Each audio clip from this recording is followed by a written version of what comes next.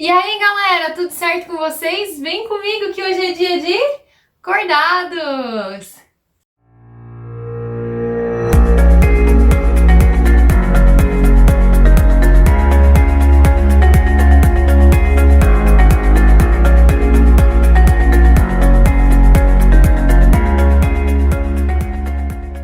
Pessoal, animais cordados, o último filo aí do reino animal, são animais que possuem 4 estruturas principais em algum momento do desenvolvimento dele. Que estruturas são essas? Tubo neural, que vai dar origem ao sistema nervoso central, formado por encéfalo e medula espinhal.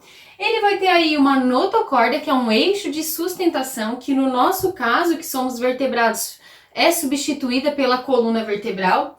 A gente tem ainda fendas branquiais, ou também conhecida como fendas faríngeas, e ainda a gente tem uma porção caudal anal aqui.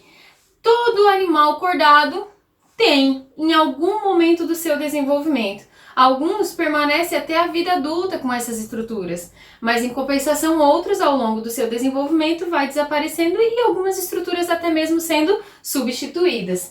Quem são os cordados? Eu divido esse filo de cordados em 3 subfilos. Quais são esses subfilos?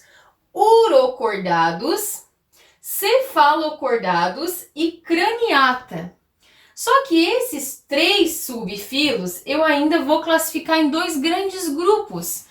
Um grupo que eu vou chamar de protocordado e um grupo que eu vou chamar de eucordado. Professora, que divisão é essa? Eu divido eles em 2 grupos só para dizer para vocês que esses 2 subfilos não formam crânio. Eles não possuem crânio. Em compensação, o craniata, antigamente denominado como subfilo vertebrata ou vertebrados, né?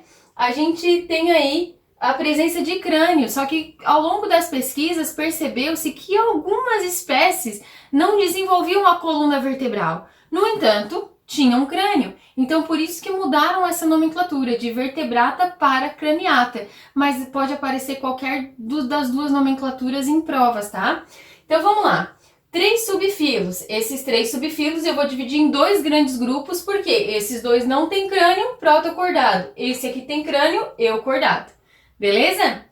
Esses 2 aqui, urocordado, quer dizer que a notocorda, palavra cordado vem de notocorda, a notocorda ela está presente na região uro, ou seja, esses animais possuem notocorda apenas na região da cauda. Agora, já os cefalocordados, olha o nome, cordado, notocorda, está na região cefalo. Então, esses animais, eles têm uma notocorda que vai desde a cabeça até a cauda. Aqui, eu tenho como principal representante as assídeas, que a gente vai falar um pouquinho sobre elas. E aqui eu tenho como principal representante o anfioxo. Com certeza, se você é um ninja aí do vestibular e vive resolvendo questões que caem no vestibular, com certeza já ouviu falar nesses 2 nomes, assídia e anfioxo, que caem muito como um exemplo de protocordados. Então agora você sabe que protocordado é um cordado que não tem crânio. E aí a gente tem 2 casos, né? Os urocordados, que tem a notocorda só na região caudal, e os cefalocordados, que tem a notocorda que vai da cabeça até a região caudal. Agora, os craniatas é o maior grupo que tem, né? Então, dos craniatas, eu ainda vou dividir eles em 2 superclasses. Quais são essas superclasses? Agnata, animais sem mandíbula, e gnatostomatas, animais que possuem mandíbula.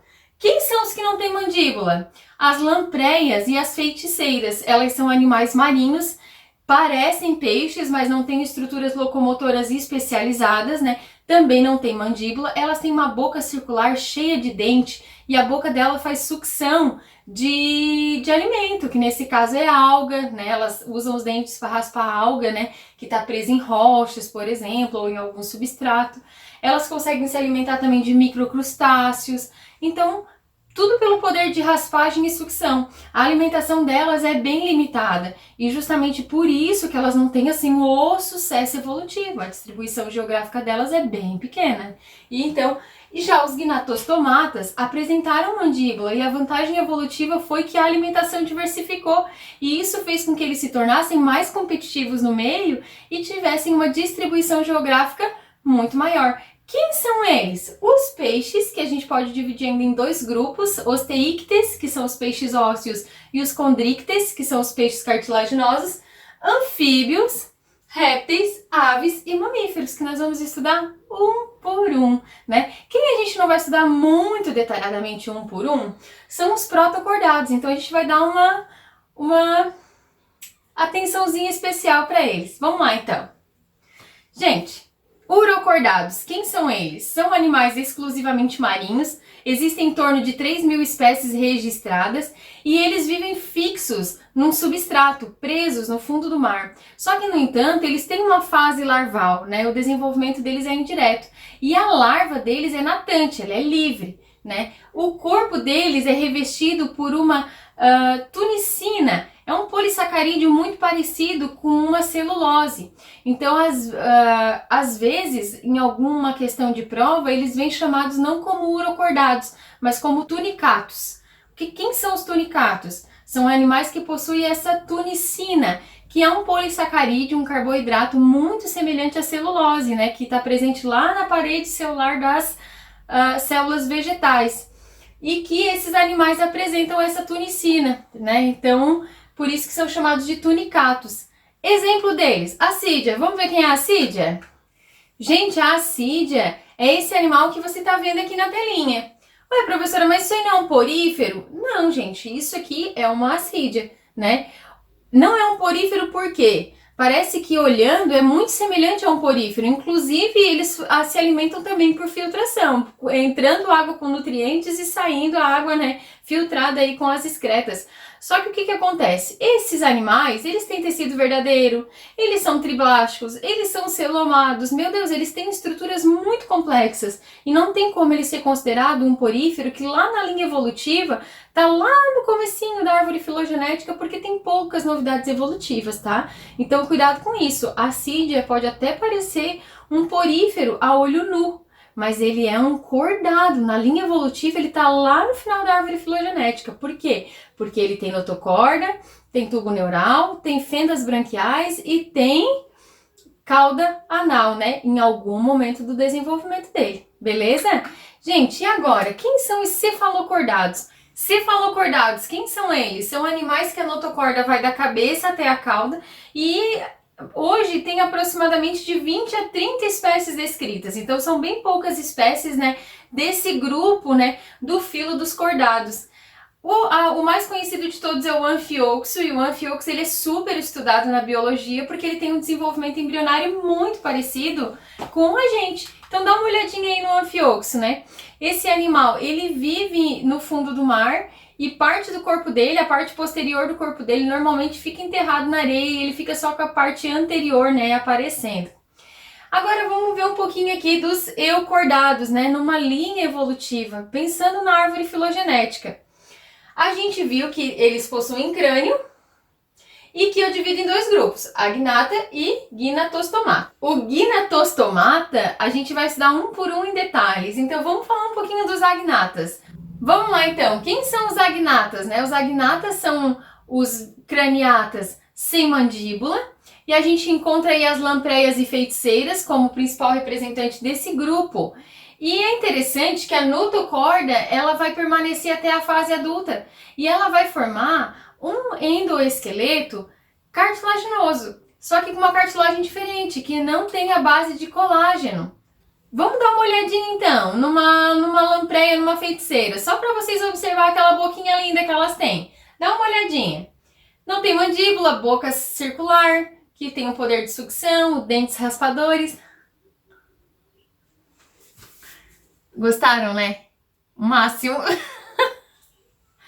Que boca mais feia, né, gente? Ninguém quer dar um beijo nessa boca aí da lampreia, né? Né? Gente, agora que você já olhou essa boquinha maravilhosa da lampreia, né? Circular, toda cheia de dentinhos raspadores e ainda com poder, ó, de sucção.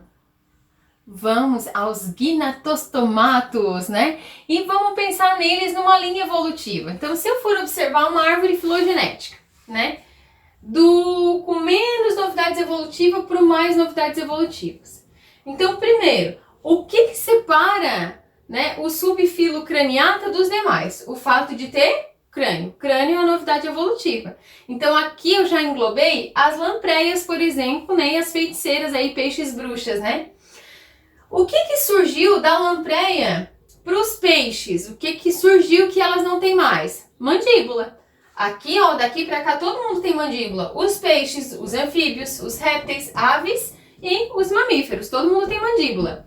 O que surgiu dos peixes para os anfíbios? Que os peixes não têm mais.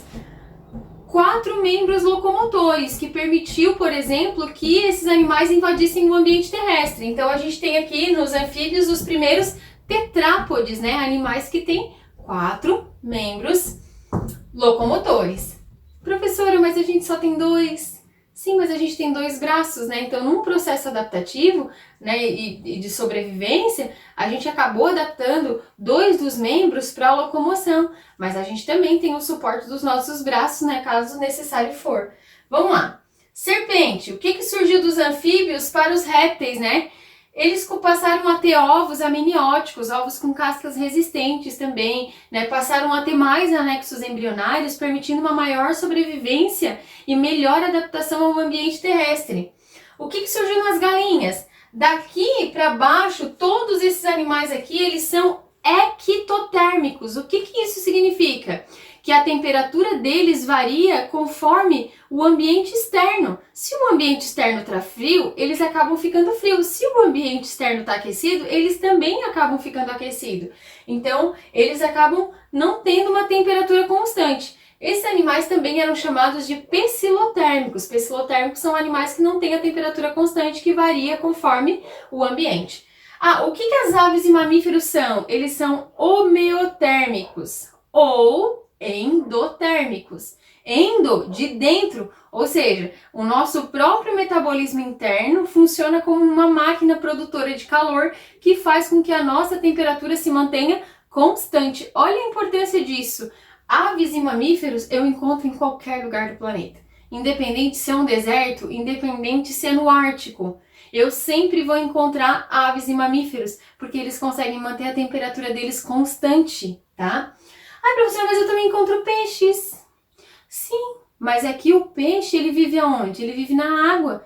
E a água, de certa forma, mantém a temperatura com pouca variação, né? Então, ela acaba fazendo com que ele também possa ser encontrado em diferentes locais, né? Mas não por conta do organismo dele, e sim por conta da regulação térmica que a água produz. Certo, gente? O que surgiu, professora, das aves para os mamíferos? Surgiu muita coisa aí, né? Mas eu coloquei aqui pelos e glândulas mamárias. Não coloquei o fato de eles terem desenvolvimento interno dentro do útero da mãe, porque a gente tem alguns casos de mamíferos, né, que ainda, por exemplo, se desenvolvem dentro de ovos, como os ornitorrincos, né? E é isso, gente. Essa é uma visão geral desse filo dos cordados e a gente vai estudar os craniatas, gnatostomatos, um por um. Então não te preocupa e vamos nessa. Vamos ao nosso resumido! Então, galera, pegue sua caneta e seu papel e vamos ao nosso esquemão de estudo sobre o filo dos cordados. Uma introdução aí abordando a sistemática e filogenética desse grupo. Animais cordados são animais que apresentam em algum momento do seu desenvolvimento embrionário notocorda, tubo neural, fendas branquiais e cauda anal, como a gente pode visualizar no desenho aqui. Quanto à sua sistemática, eles são divididos em 3 subfilos: urocordados, cefalocordados e vertebrata. Urocordados e cefalocordados não possuem crânio e são chamados de protocordados. E o vertebrata, também conhecido como craniata, são conhecidos como craniados, eucordados. Os urocordados apresentam notocorda apenas na porção anal, na cauda, e como exemplo temos a assídia, um animal marinho que vive preso ao substrato. Os cefalocordados apresentam notocorda que vai da cabeça à cauda, exemplo o anfioxo, que vive no fundo do mar com parte do seu corpo enterrado na areia. Quanto aos vertebratas, podemos dividi-los em dois grupos: agnata, que são sem mandíbulas, que possuem dentes raspadores, boca circular, que sugam o alimento e possuem uma alimentação limitada. E os gnatostomatas, com mandíbula, nesse caso os peixes, anfíbios, répteis, aves e mamíferos. Os peixes ainda dividimos em dois grupos: os ósseos, osteíctes, ou os cartilaginosos, condrictes. Quanto à filogenia dos vertebratas, percebemos que as lampreias e feiticeiras, que fazem parte do grupo agnata, não possuem mandíbula, mas já possuem crânio. A novidade evolutiva que surge é a mandíbula, passando a ter todos os gnatostomatas. Logo a gente percebe a presença de tetrápodes, logo ovos amnióticos, logo a homeotermia, quando o metabolismo é capaz de produzir calor. A temperatura ela fica constante, não varia conforme o ambiente e permite então que esses animais tenham maior distribuição geográfica. Ovos amnióticos faz com que esse animal tenha independência da água no desenvolvimento embrionário. O tetrápode faz com que a conquista ocorra no ambiente terrestre e a mandíbula faz com que eles tenham uma variedade na alimentação. Então, galera, vamos de UDESC e URGS para testar os seus conhecimentos. Vamos lá! Pessoal, temos aqui uma questão da URGS que caiu no vestibular em 2018 que diz assim: os tunicatos, tais como as assídeas, e os cefalocordados, tais como os anfioxos, são exemplos de letra A, peixes ósseos, nem pensar. B, equinodermos, nem pensar. Cordados não vertebrados? Talvez. Quinidários, nem pensar. Letra E, urodelos. Urodelo, gente, é uma ordem dos anfíbios, Então a gente também tira fora os urodelos. Então, só pode ser cordados, que não são vertebrados, porque a notocorda não dá origem a uma coluna vertebral. Matamos essa? Vamos para a próxima. Vamos lá, UDESC 2015. O filo dos cordados possui 3 subfilos: vertebrados, urocordados e cefalocordados. Olha só, a questão trouxe vertebrados e não a palavra craniata, por isso que eu disse para vocês ficarem ligados. O anfioxo mostrado na figura abaixo é o representante tipo do último subfilo. Uma característica marcante do anfioxo desses animais é que o revestimento corporal é relativamente transparente e permite visualizar sua musculatura metamerizada organizada em blocos. Com relação ao anfioxo e ao filo dos cordados, analise as proposições. Número 1. Pela análise da anatomia dos anfioxos, pode-se afirmar que ele possui um tubo digestório completo. Sim, Ele tem boca e tem ânus, então, fato, é completo, certo? Número 2. A respiração do anfioxo é do tipo pulmonar. Não consigo, ele tem ali o que? Uma faringe branquial. Se ele manteve a faringe branquial, é porque a respiração dele é por brânquias e não por pulmão. Então já vamos descartar o número 2.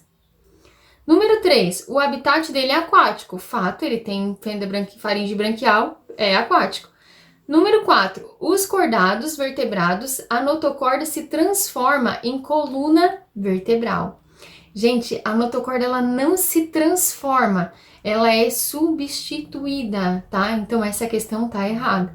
Número 5. Os cordados apresentam durante seu desenvolvimento embrionário tubo neural, notocorda, fendas faringianas e cauda pós-anal. Certíssimo. A correta aqui, gente, é a letra A, que diz que a número 1, número 3 e número 5 são verdadeiras, beleza? Galera, um beijo grande no coração de cada um de vocês. Até a próxima aula.